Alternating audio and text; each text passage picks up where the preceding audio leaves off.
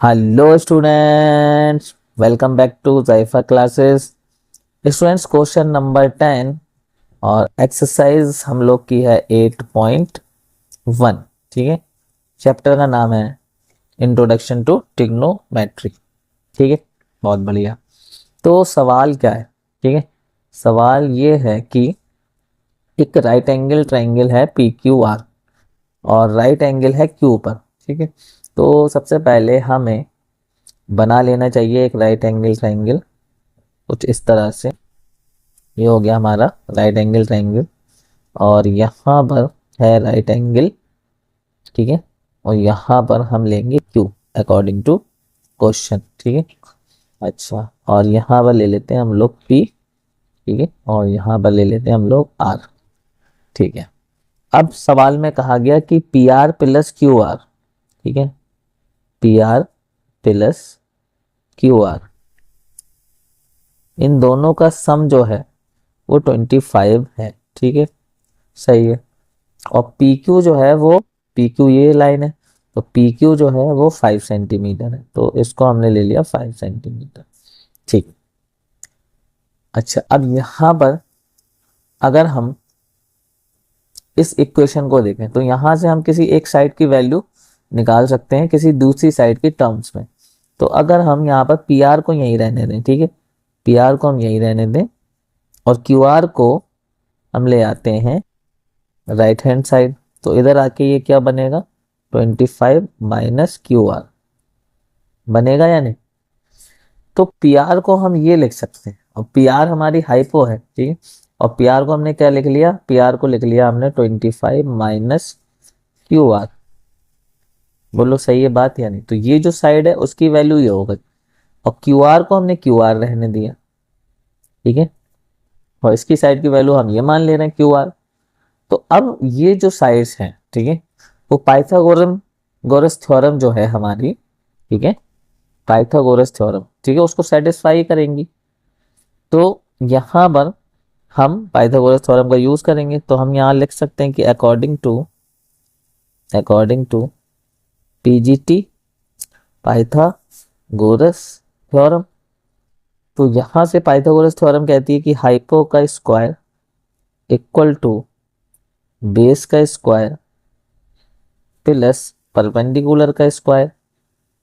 अब हाइपो की जगह पर आ रही है 25 माइनस क्यू आर, तो हाइपो की जगह पर हम ये लिखेंगे 25 माइनस क्यू आर, और हाइपो का स्क्वायर है तो इस चीज का भी स्क्वायर होगा।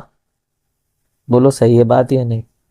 इक्वल टू, अच्छा, बेस है हमारा यहाँ पर 5, तो 5 का स्क्वायर प्लस परपेंडिकुलर है हमारी यहाँ पर क्यू आर, तो यहाँ पर हम लिखेंगे क्यू आर का स्क्वायर। ठीक है, बिल्कुल सही। अब स्टूडेंट्स, यहाँ पर एक आइडेंटिटी में आपको बताऊं ये होती है, जैसे कि मोस्टली आपको पता होना चाहिए कि ए माइनस बी का होल स्क्वायर। इसको अगर हम ओपन करें तो ये होगा ए का स्क्वायर प्लस बी का स्क्वायर माइनस 2ab। ठीक है, ये आइडेंटिटी आपको पता होना ही चाहिए 10th क्लास में, अगर आप हैं तो। ठीक है, नहीं पता है तो अब याद कर लो इसको, बहुत ही इंपॉर्टेंट आइडेंटिटी है ये। चलिए आगे बढ़ते हैं। तो इस आइडेंटिटी से हम इसको खोलेंगे, तो ए का स्क्वायर मतलब यहाँ पर है 25, तो 25 का स्क्वायर प्लस बी का स्क्वायर, बी की जगह यहाँ है क्यू आर, तो क्यू आर का स्क्वायर, फिर माइनस 2 इंटू ए की जगह यहाँ है 25 इंटू बी, और बी की जगह यहाँ पर है क्यू आर। ठीक भाई, आइडेंटिटी खोल दी। इक्वल टू, अब राइट हैंड साइड में 5 का स्क्वायर, तो 5 का स्क्वायर 25। ठीक है, फिर प्लस क्यू आर का स्क्वायर, इतना हमने कर लिया।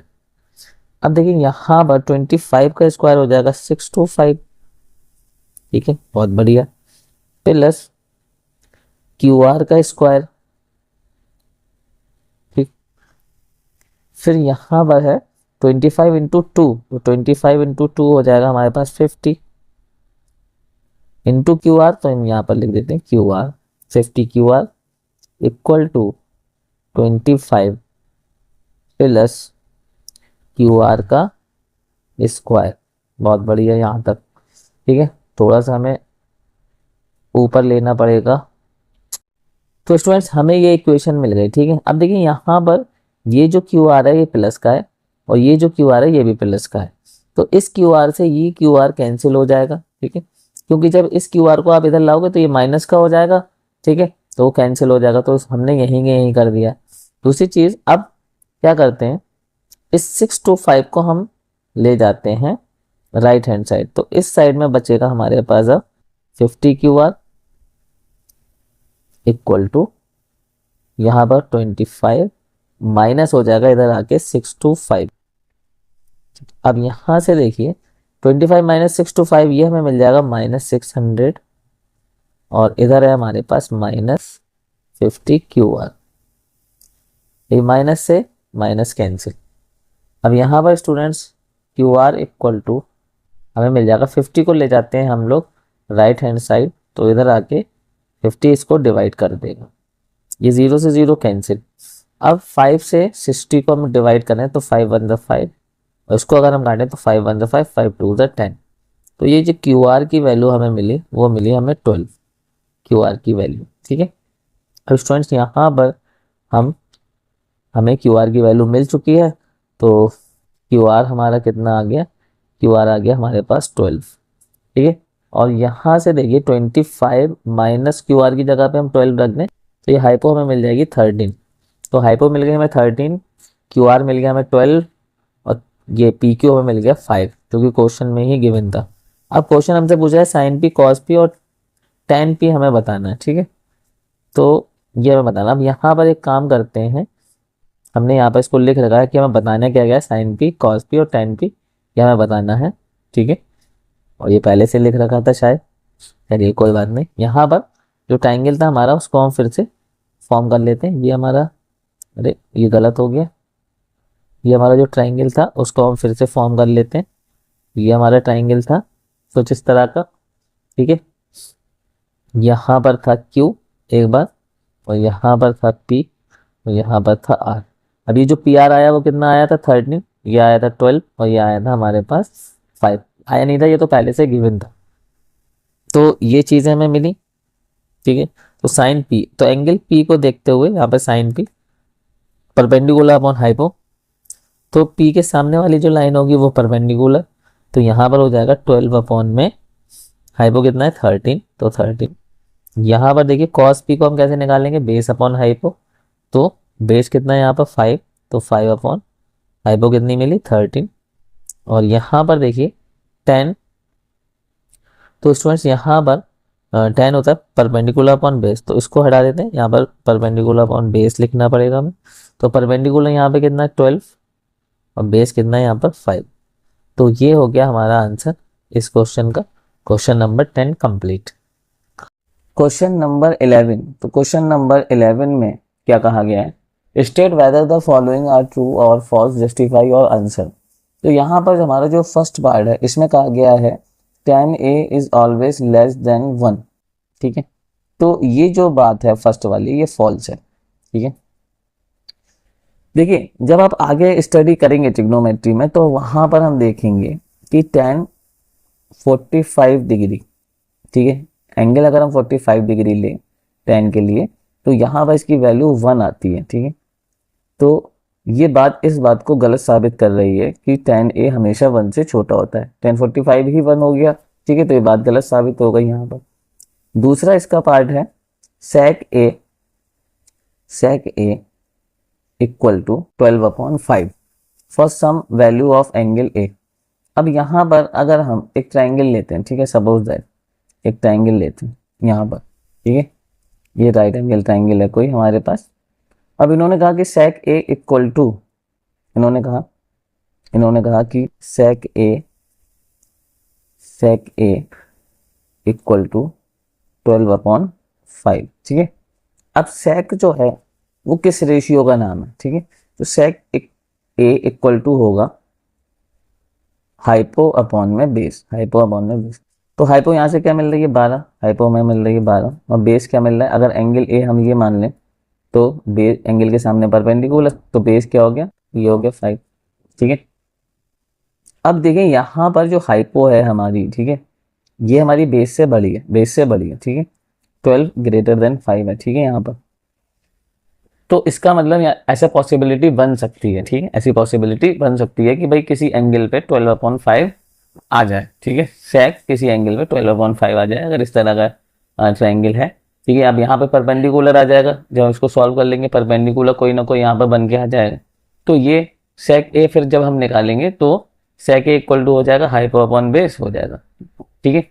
अब इसको हम कैसे पहचान रहे हैं, इसमें ये याद रखना होता है भाई हाइपो है तो हाइपो हमेशा बड़ी होनी चाहिए बेस से भी परपेंडिकुलर से भी, ठीक है। Hypo is the largest side of right angle triangle, ठीक है। एक बार मैं यहाँ पे आपको फिर से बता देता हूँ, hypotenuse is the largest side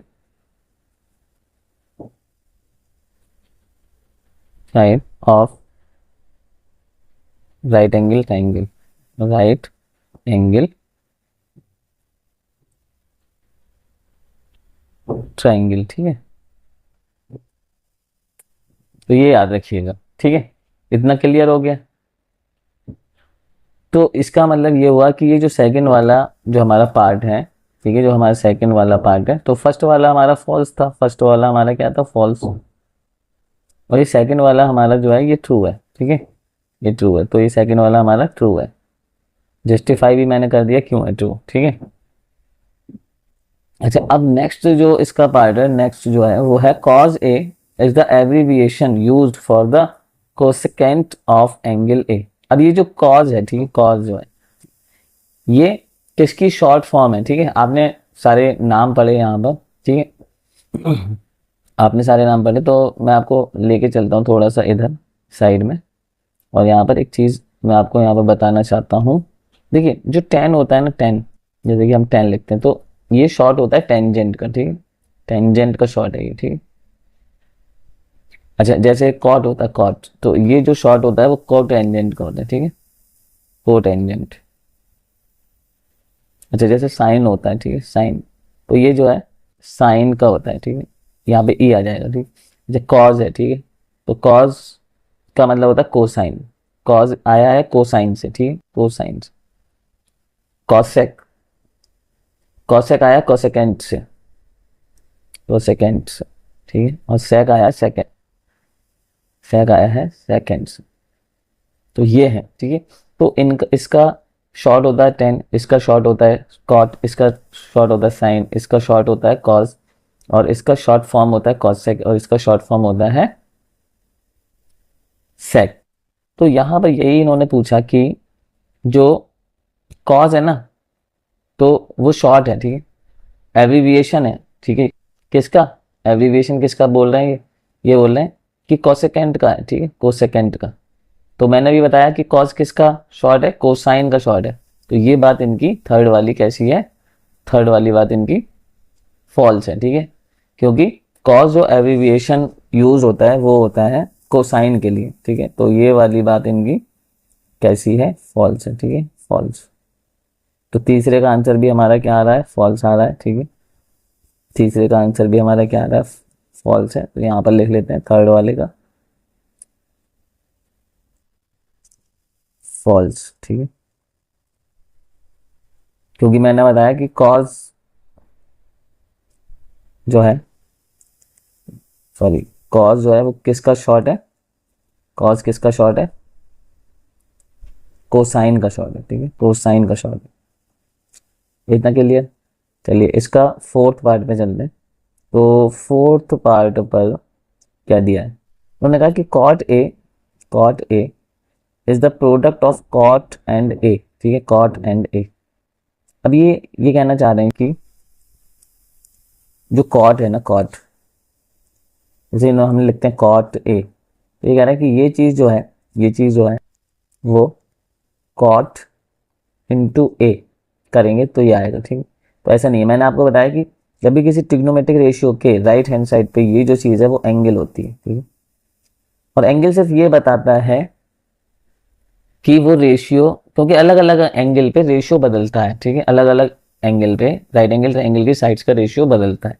तो एंगल सिर्फ इसलिए है, ठीक है, एंगल सिर्फ इसलिए है कि अलग किस एंगल के रेशियो की हम बात कर रहे हैं, किस एंगल के रेशियो की बात करें, ना कि इसलिए कि वो एंगल जो है कॉट से मल्टीप्लाई कर रहा है, ठीक है। तो ये बात जो है बिल्कुल फॉल्स है, ठीक है, इसको हम बिल्कुल काट देंगे, ये बात बिल्कुल फॉल्स है कि ये प्रोडक्ट नहीं होता, ठीक है, प्रोडक्ट नहीं होता, फॉल्स।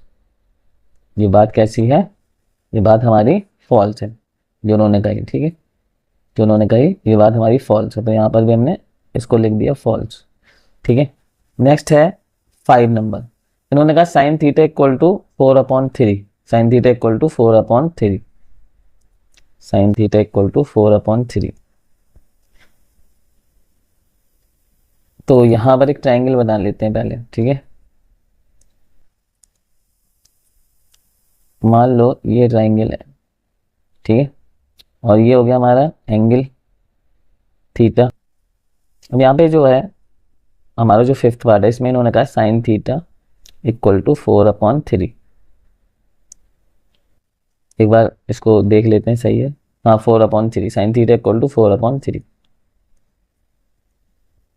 तो यहाँ पर अब साइन थीटा होता क्या है, साइन थीटा होता क्या है, साइन थीटा इक्वल टू होता है परपेंडिकुलर अपॉन में हाइपर, परपेंडिकुलर अपॉन हाइपर। तो उसके बेसिस पे अगर ये एंगल है हमारा थीटा, तो परपेंडिकुलर के क्या हो जाएगा, ये हो जाएगा 4 और हाइपो क्या हो जाएगी 3। अब यहाँ पर देखो मैंने आपको पहले बताया कि हाइपो जो है वो लार्जेस्ट साइड होती है राइट एंगल ट्रायंगल की। तो यहाँ पर हमें ये मिल रहा है, देखिए यहाँ पर जो है 3 जो है वो लेस देन 4 है और 3 जो है वो बड़ा होना चाहिए था। ये वाली जो साइड है वो बड़ी होनी चाहिए थी परपेंडिकुलर से बेस से। हम जानते हैं कि हाइपो ग्रेटर देन परपेंडिकुलर और हाइपो ग्रेटर देन बेस, ठीक है, ये हम जानते हैं अच्छी तरीके से।